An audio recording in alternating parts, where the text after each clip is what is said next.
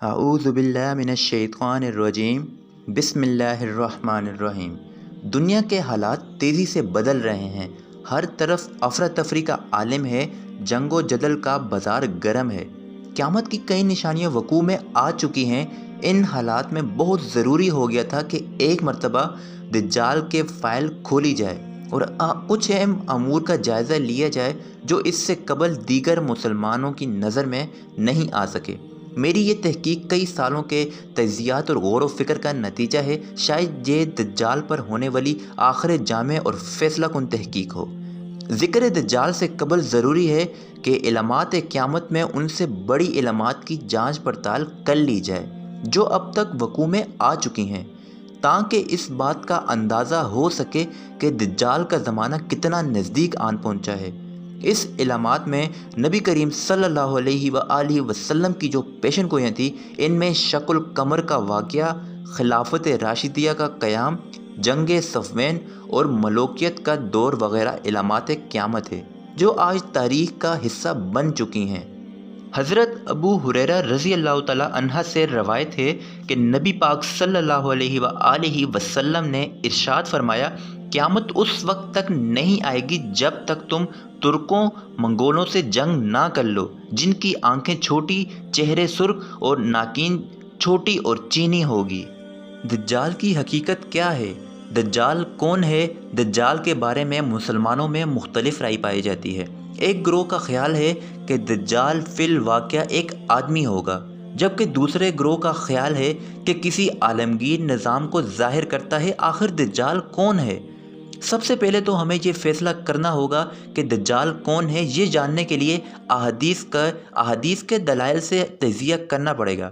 اسلام میں دجال کا ذکر احادیث سے ملتا ہے، قرآن مجید میں دجال کا کوئی واضح ذکر موجود نہیں ہے۔ عیسائیوں میں اینٹی کرسٹ کا تصور پایا جاتا ہے، یہ تصور قریب ویسا ہی ہے جیسا احادیث میں آیا ہے، جبکہ یہودی بھی اپنے کسی عظیم بادشاہ کا انتظار کر رہے ہیں جو انہیں دنیا میں عظمت دلائے گا۔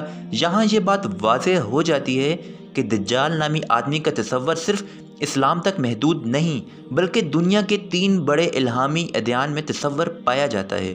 کوئی آنے والا ہے، 3 بڑے الہامی ادیان میں ایک جیسی بات کا تصور پایا جانا کہ کوئی آنے والا ہے، معمولی بات نہیں ہے، یہ بہت بڑی بات ہے۔ ویسے بھی احادیث میں آیا ہے کہ ہر پیغمبر نے اپنی امت کو دجال کے فتنے سے ڈرایا ہے۔ دجال کی حقیقت جاننے کے لیے چند احادیث کو باریکی بینی کے ساتھ سمجھنا ضروری ہے، تب ہی یہ معاملہ سمجھ میں آئے گا۔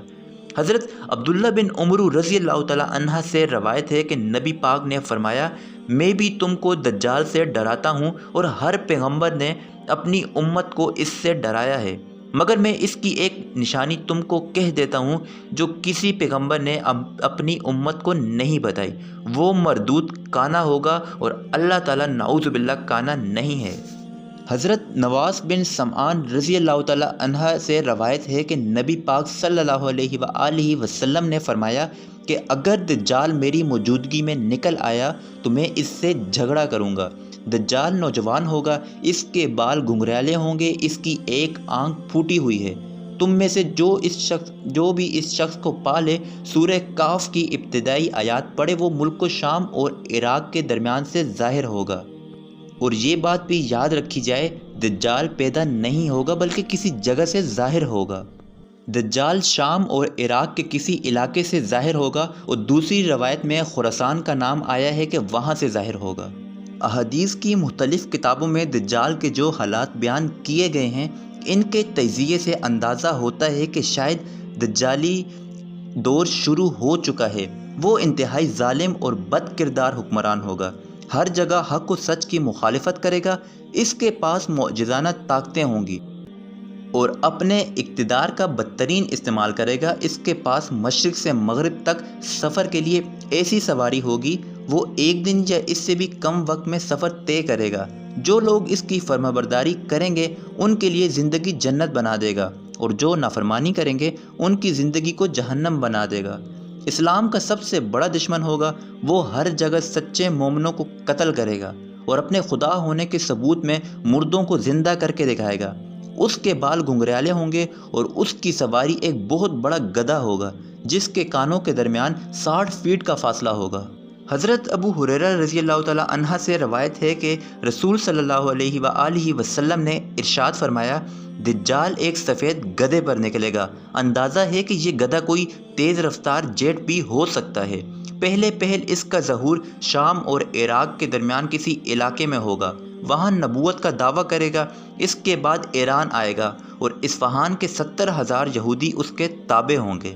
حضرت ابو ہریرہ رضی اللہ تعالیٰ عنہ سے روایت ہے کہ نبی پاک نے فرمایا، اصفہان کے 70,000 یہودی دجال کی پیروی اختیار کریں گے اور ان کے سروں پر سیاہ چادریں ہوں گی۔ ہر جگہ فتنہ و فساد برپا کرتا پھرے گا اور ساری زمین پر گشت کرے گا اور لوگوں کو اقرار کرنے کے لیے بلائے گا، لوگوں کے امتحان کے لیے بڑے بڑے عجائبات دکھائے گا، ایسی کرامتیں دکھائے گا کہ لوگ اندھا دھند ایمان لے آئیں گے۔ موجودہ دور کو ہی دیکھ لیجئے، لوگ کس طرح قبر پرستی اور پیروی و مرشد میں مشغول ہیں۔ دجال تو پھر ایک زندہ انسان کے روپ میں ہوگا۔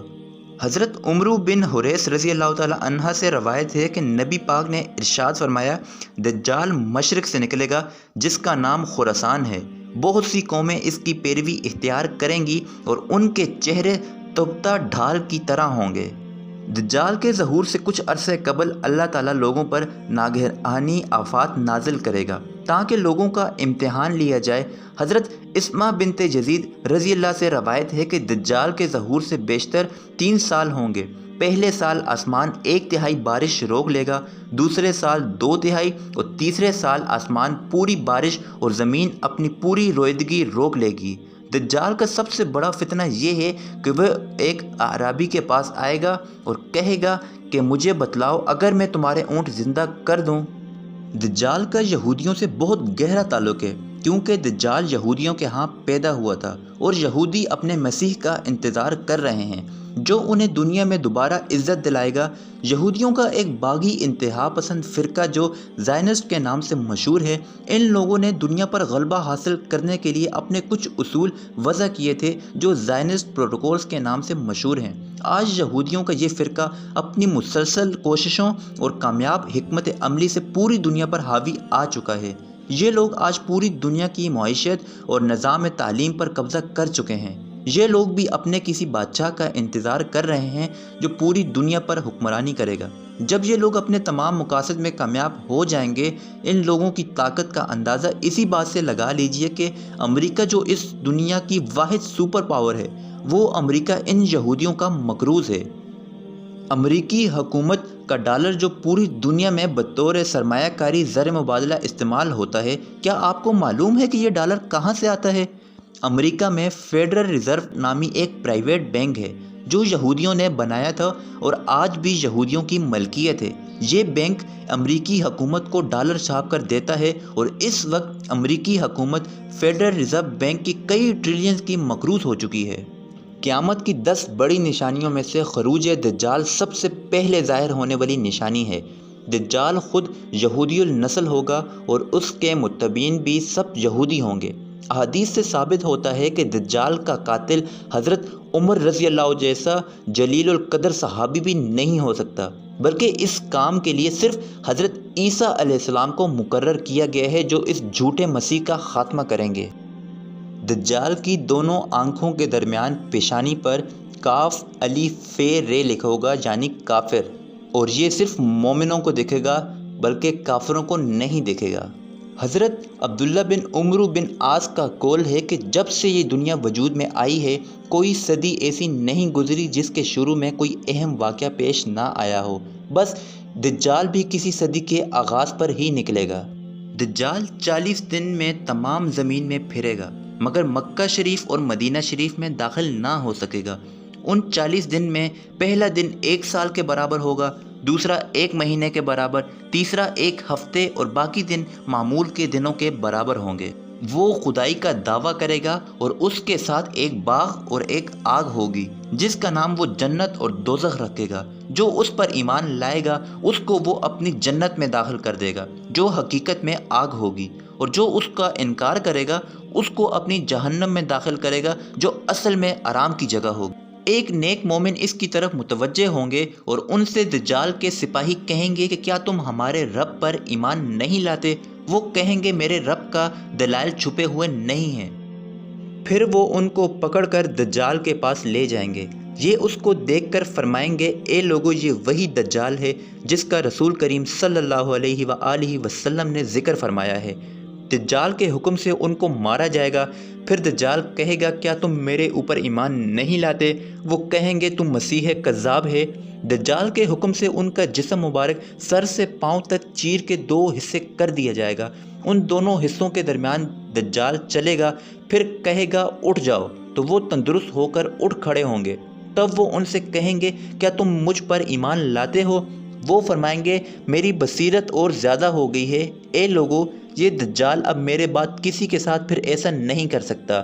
پھر وہ انہیں پکڑ کر ذبح کرنا چاہے گا اور اس پر قادر نہ ہو سکے گا۔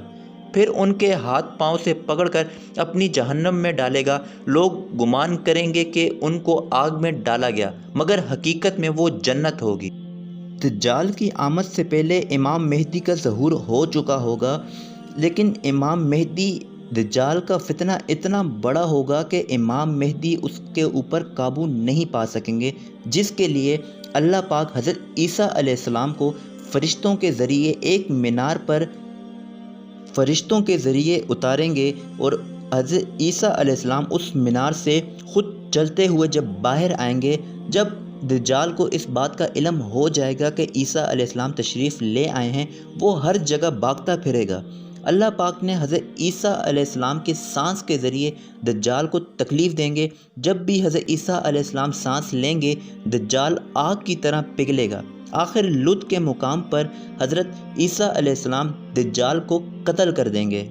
حضرت عیسیٰ علیہ السلام کیونکہ جوانی میں اٹھائے گئے تھے، وہ اس دنیا میں آ کر شادی بھی کریں گے اور ان کی اولاد بھی ہوگی۔ اسی دوران جب عیسیٰ علیہ السلام دجال کو مار ڈالیں گے، اس کے بعد یاجوج ماجوج اور بہت سی نشانیاں ہیں جو ظاہر ہوں گی۔